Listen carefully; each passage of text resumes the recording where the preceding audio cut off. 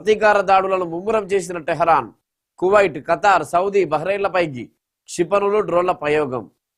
సంధి ప్రసక్తే లేదు, ఇరాన్ బేషరతుగా లొంగిపోవాలి ట్రంప్. అమెరికా ఇజ్రాయిల్ దాడితో ఇరాన్ రాజధాని టెహరాన్లోనో ప్రాంతంలో మంటలతో పాటు అలుముకున్న పొగ. అమెరికా పేల్చివేసిన ఇరాన్కు చెందిన డ్రోన్లతో కూడిన IRIS షాహిద్ బఘేరి నౌక.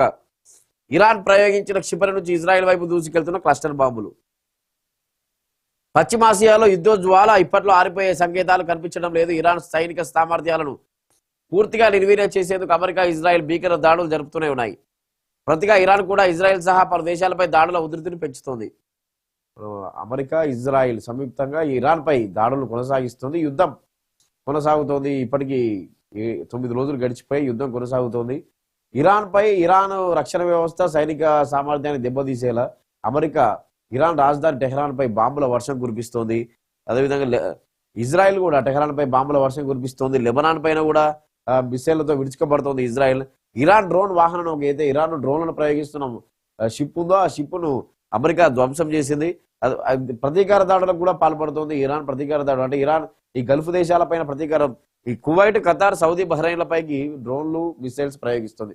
మొత్తంగా అయితే పశ్చిమాసియాలో ఇంకా యుద్ధ కొనసాగుతూనే ఉంది. ఉద్రిక్త వాతావరణం నెలకొంది. అయితే బేషరతుగా ఇరాన్ లొంగిపోవాలి. ఇరాన్ లొంగిపోకపోతే యుద్ధం ఆపేదే లేదని చెప్పి నిన్న అమెరికా అధ్యక్షుడు డొనాల్డ్ ట్రంప్ కూడా హెచ్చరించారు. మొత్తంగా అయితే గల్ఫ్ దేశాల్లో పరిస్థితి ఇంకా భీకరంగానే అంటే భీకర యుద్ధ వాతావరణంగానే కొనసాగుతుంది. భీతావహ పరిస్థితులు ఉన్నాయి. అల్లకల్లోలంగా ఉంది గల్ఫ్ దేశాల్లో. ఇరాన్ ఓవైపు ప్రతీకార దాడులు చేస్తుంది. ఇరాన్ దగ్గర ఉన్నటువంటి అణు సంపద కానీ, రక్షణ సామాగ్రి, సైనిక సామర్థ్యం అంతా దెబ్బతినేలాగా అంటే వెంటనే ఇరాన్ లొంగిపోయేలాగా ఆ స్థితికి చేర్చేలాగా అమెరికా, ఇజ్రాయెల్ వెంటనే దాడులు చేస్తున్నాయి. ప్రతీకార దాడులు ఇరాన్ చేస్తున్నా కానీ అమెరికా, ఇజ్రాయెల్ చేసే దాడులతో ఇరాన్ తీవ్రంగా నష్టపోతుంది. ఇరాన్ ప్రతీకార దాడులకు పాల్పడుతున్నా కానీ ఇరాన్ అటువైపు నుంచి వచ్చే దాడులతో ఇరాన్ తీవ్రంగా నష్టపోతుంది. అయినా కానీ ఇరాన్ తగ్గట్లేదు. ఇరాన్ బేషరతుగా లొంగిపోవాలని చెప్పి అమెరికా అధ్యక్షుడు డొనాల్డ్ ట్రంప్ హెచ్చరించారు. చర్చలేవి ఉండబోవని స్పష్టం చేశారు.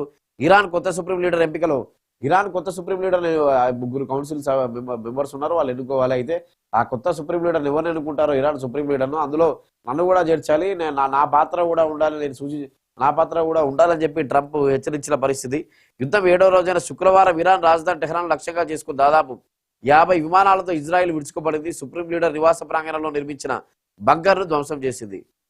యుద్ధం మొదలైన 7వ రోజు తర్వాత నిన్న శుక్రవారం నాడు 50 యుద్ధ విమానాలతో ఇరాన్ ఎంత తీవ్రంగా ప్రతిస్పందిస్తున్నా కానీ అమెరికా, ఇజ్రాయెల్ తగ్గట్లేదు. ఓవైపు ఇరాన్ కూడా తీవ్రంగా ప్రతీకార దాడులు చేస్తుంది కానీ అమెరికా, ఇజ్రాయెల్ మాత్రం తగ్గట్లేదు. చర్చలు కూడా ఉండబోవని ట్రంప్ చెప్తున్నాడు. కానీ ఇరాన్ పూర్తిగా లొంగిపోయేలా చేసేందుకు దాడులు కొనసాగిస్తూనే ఉన్నారు. రష్యా నుంచి చమురు కొనుగోలు చేసుకోండి, భారత్కు 30 రోజుల తాత్కాలిక అనుమతి మంజూరు చేసిన అమెరికా. ఏదైతే గల్ఫ్ దేశాల్లో ఉద్రిక్త వాతావరణం నెలకొందో అక్కడి నుంచి వచ్చే చమురు, హర్మోజ్ జలసంధి నుంచి వచ్చే క్రూడ్ ఆయిల్ షిప్లు కానీ ఇవన్నీ ఇప్పుడు ఇరాన్ మార్గం కూడా వచ్చేవాడు, సముద్ర తీర మార్గం కూడా వచ్చేవాడు అన్నింటినీ అడ్డుకుంటాం, పేల్చివేస్తామని ఇరాన్ హెచ్చరిస్తుంది. ఈ నేపథ్యంలోనే ఇప్పుడు మనకు వచ్చే క్రూడ్ ఆయిల్ ఆగిపోతే ఇక్కడ పెట్రోల్ ధరలు పెరిగే అవకాశం ఉంటుంది, ఆర్థిక వ్యవస్థ దెబ్బతింటుంది, స్టాక్ మార్కెట్లు కుప్పకూలిపోతాయి. మనతో పాటు ఇటు సైడ్ ఉన్న దేశాలన్నీ కూడా ఇబ్బందికర పరిస్థితుల్లోకి వెళ్తాయి. కాబట్టి భారత్తో పాటు రష్యా నుంచి చమురు కొనుగోలు చేసుకోండి అని చెప్పి భారత్కు 30 రోజుల అనుమతి అమెరికా మంజూరు చేసింది. ఇరాన్పై దాడులకు అమెరికా, కాంగ్రెస్ లో మద్దతు. ఇరాన్పై దాడులకు అంటే అమెరికా, కాంగ్రెస్ అక్కడ మద్దతు తెలిపింది. ఇరాన్పై దాడులను కొనసాగించాలని చెప్పి. పిచ్చుకతో ఖమేనీ అంతం. ఇరాన్ సుప్రీం లీడర్ ఖమేనీని చంపిన తీరును ఎలా చంపారు, ఒక పిచ్చుక అస్త్రంగా వాడి ఎలా చంపారు అనే దాన్ని బట్టి